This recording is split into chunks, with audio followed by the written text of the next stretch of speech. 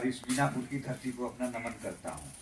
लोकतंत्र की जननी और दुनिया में लोकतंत्र के नाम से जाने जाने वाली वैशाली की ये पावन भूमि है, उसको भी मैं नमन करता हूँ।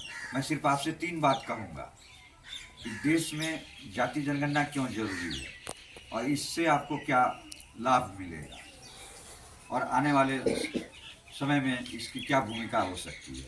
तो अभी आपने देखा कि राज्य सरकार ने जाति जनगणना कराने के लिए जो लगातार प्रधानमंत्री से मिलने की कोशिश उन्होंने किया, जब नहीं हुआ तो उन्होंने गणना राज्य में कराई और गणना के जब परिणाम आए तो आरक्षण की सीमा एकदम बढ़ा दी गई।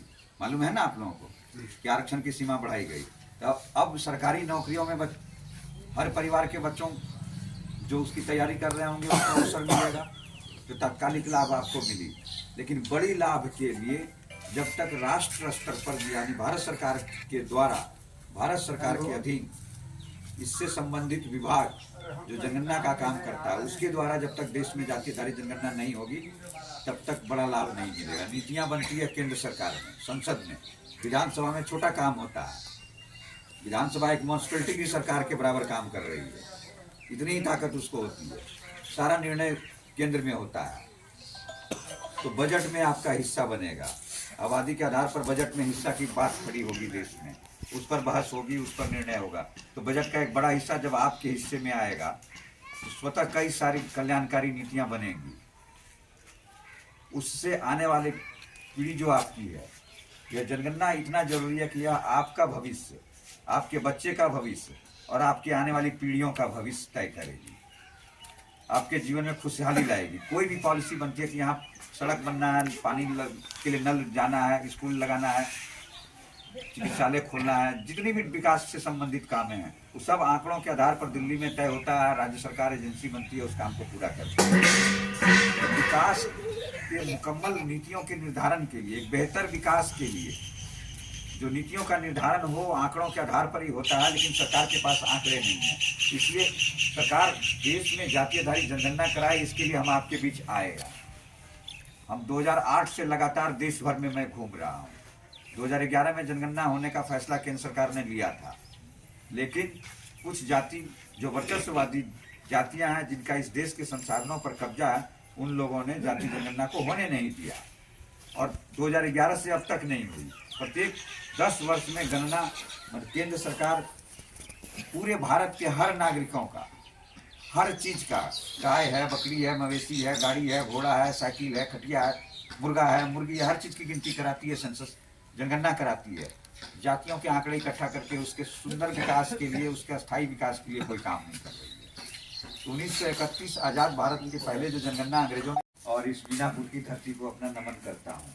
लोकतंत्र की जननी और दुनिया में लोकतंत्र के नाम से जाने जाने वाली वैशाली की ये पावन भूमि है, उसको भी मैं नमन करता हूँ।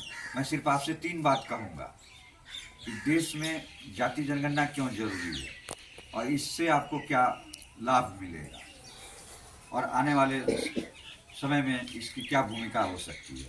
तो अभी आपने देखा कि राज्य सरकार ने जाति जनगणना कराने के लिए जो लगातार प्रधानमंत्री से मिलने की कोशिश उन्होंने किया, जब नहीं हुआ तो उन्होंने गणना राज्य में कराई और गणना के जब परिणाम आए तो आरक्षण की सीमा एकदम बढ़ा दी गई। मालूम है ना आप लोगों को कि आरक्षण की सीमा बढ़ाई गई। तो अब सरकारी नौकरियों में हर परिवार के बच्चों जो उसकी तैयारी कर रहे होंगे उसको अवसर मिलेगा, तो तात्कालिक लाभ आपको मिली। लेकिन बड़ी लाभ के लिए जब तक राष्ट्र स्तर पर यानी भारत सरकार के द्वारा, भारत सरकार के अधीन इससे संबंधित विभाग जो जनगणना का काम करता है उसके द्वारा जब तक देश में जाति आधारित जनगणना नहीं होगी तब तक बड़ा लाभ नहीं मिलेगा। नीतियां बनती है केंद्र सरकार में, संसद में, विधानसभा में छोटा काम होता है। विधानसभा एक म्युनिसिपैलिटी की सरकार के बराबर काम कर रही है, इतनी ही ताकत उसको होती है। सारा निर्णय केंद्र में होता है। तो बजट में आपका हिस्सा बनेगा, आबादी के आधार पर बजट में हिस्सा की बात खड़ी होगी देश में, उस पर बहस होगी, उस पर निर्णय होगा।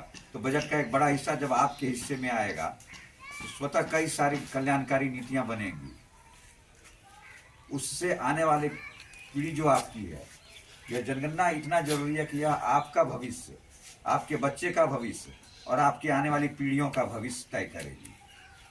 आपके जीवन में खुशहाली लाएगी। कोई भी पॉलिसी बनती है कि यहाँ सड़क बनना है, के लिए नल जाना है, स्कूल लगाना है, चिकित्सालय खोलना है, जितनी भी विकास से संबंधित काम हैं वो सब आंकड़ों के आधार पर दिल्ली में तय होता है। राज्य सरकार एजेंसी बनती है, उस काम को पूरा करती है।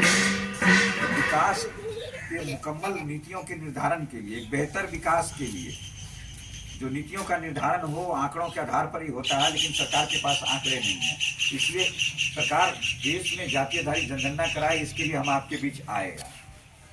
हम 2008 से लगातार देश भर में मैं घूम रहा हूँ।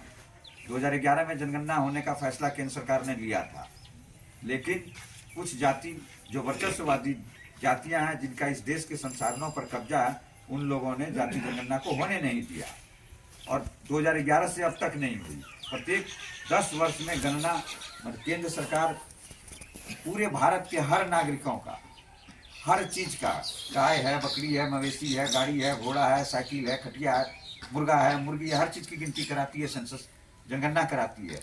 जातियों के आंकड़े इकट्ठा करके उसके सुंदर विकास के लिए, उसके स्थायी विकास के लिए कोई काम नहीं कर रही है।